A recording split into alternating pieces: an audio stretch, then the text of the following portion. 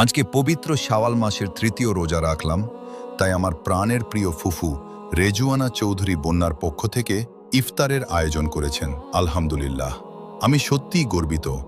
এমন আদর্শ ফুফু ও মায়ার দুটি ফুফাতো ভাই আহমেদ রাহি ও তাসিনকে পেয়ে ওরাও আগে থেকে প্রস্তুত। বড় ভাইয়া এসে কি দিয়ে ইফতার করবে? আলহামদুলিল্লাহ, হাদিসে বর্ণিত শাওয়াল মাসের 6টি রোজা রাখা অত্যন্ত ফজিলতপূর্ণ একটি নফল এবাদত। রমজান মাসের ফরজ রোজার পর শাওয়াল মাসে 6টি রোজা রাখলে সারা বছর রোজা রাখার সওয়াব পাওয়া যায়। ঈদ উল ফিতরের পর অর্থাৎ শাওয়ালের 2 তারিখ থেকে মাসের শেষ পর্যন্ত সুবিধামতো বিরতি দিয়ে বা লাগাতার এই রোজাগুলো রাখা যায়। রাসূলুল্লাহ সাল্লাল্লাহু আলাইহি ওয়াসাল্লাম বলেছেন, যে ব্যক্তি রমজান মাসে রোজা রাখল, এরপর শাওয়ালের 6টি রোজা রাখল, সে যেন সারা বছরই রোজা রাখল। সহিহ মুসলিম। আজ শাওয়াল মাসের 14তম তারিখ, আরও 16 দিন বাকি রয়েছে।